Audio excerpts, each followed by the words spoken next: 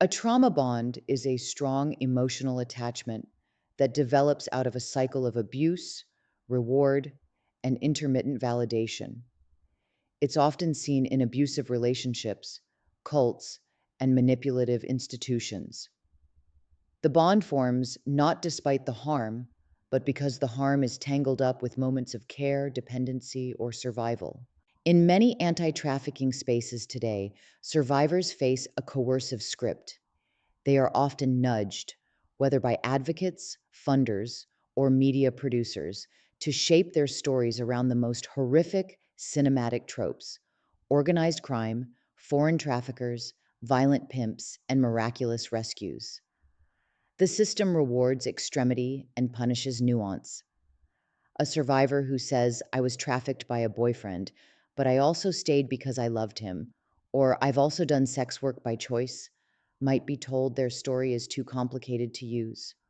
But one who adapts their truth into a clean arc of innocence, exploitation, rescue, and redemption may find themselves invited to speak on panels, featured in documentaries, and funded as the authentic voice. The trauma becomes commodified, and the story becomes the legend, and the survivor is forever bound to a victim narrative, flattened into a symbol, their complexity erased, their healing held hostage by the need to keep performing pain for validation, funding, or belonging. In anti trafficking spaces involving sex workers, trauma bonds often manifest through a cycle of initial praise followed by conditional support.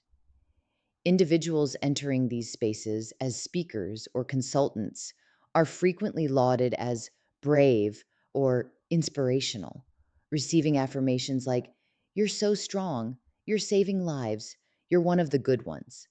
While this recognition can be validating, it is often contingent upon adherence to specific narratives. When individuals express perspectives that deviate from the expected storyline, such as stating, "Actually, I wasn't trafficked, I chose sex work," or "Cops harmed me more than pimps ever did," they may encounter silencing or marginalization, being told, "You're being difficult, you're not representative, you're endangering the movement."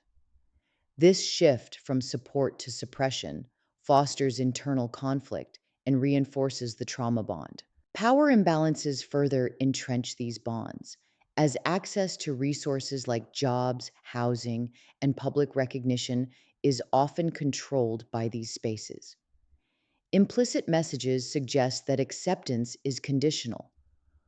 You'll only be accepted if you stay in your lane and say the right things. This dynamic leads individuals to strive for approval, thinking, "Maybe if I just stick it out, I'll finally be heard. I just need to work harder to be good." Moreover, survival strategies are frequently co opted for awareness campaigns, provided they align with the prevailing narrative.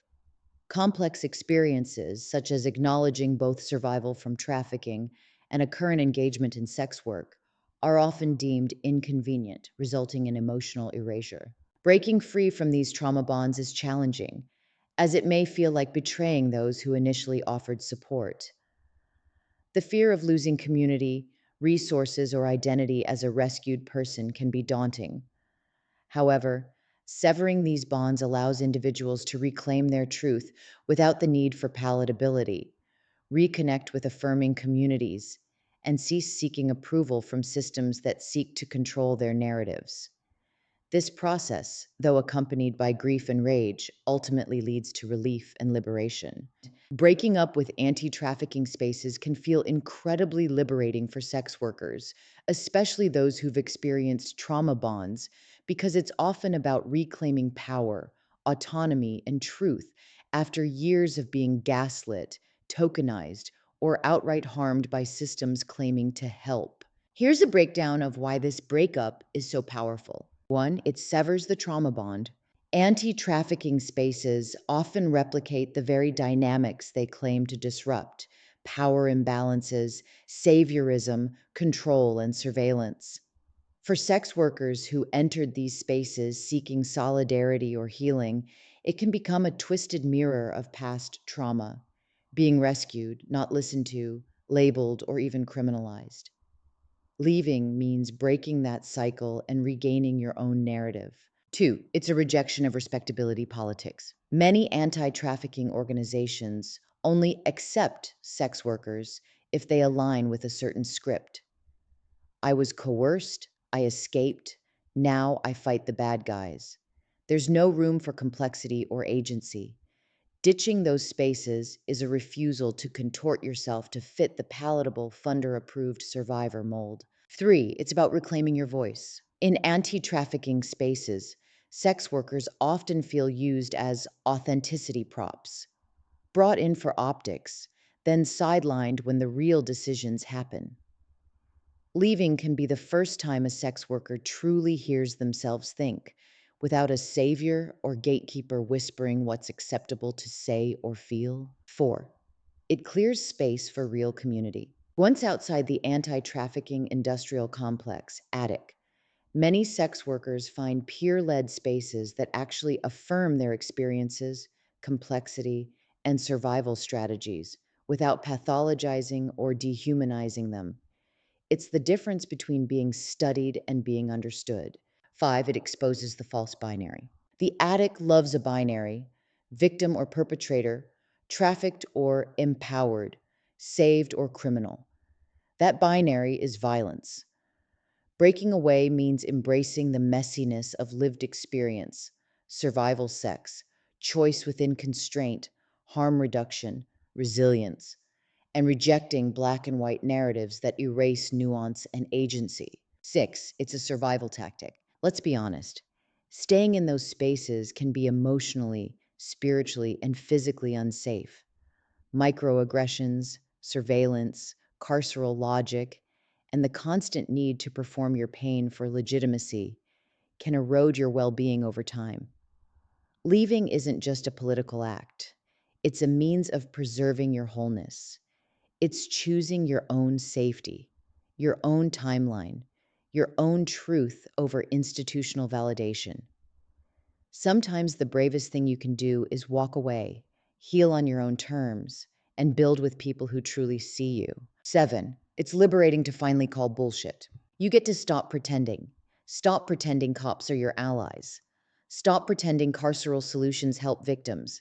Stop pretending funders have your best interests in mind.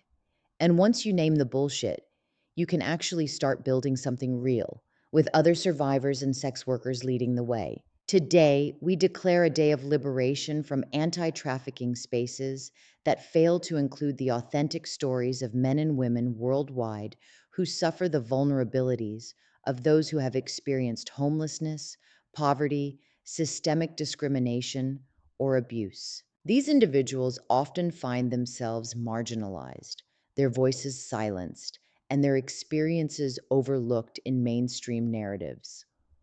We stand in solidarity with all who have been affected, recognizing the importance of inclusive and comprehensive approaches to addressing the complexities of human trafficking conditional support that demands our silence and compliance. Our stories are complex, our identities multifaceted, and our truths unapologetically ours. We step away from systems that tokenize our trauma and commodify our survival. In doing so, we reclaim our voices, our autonomy, and our power.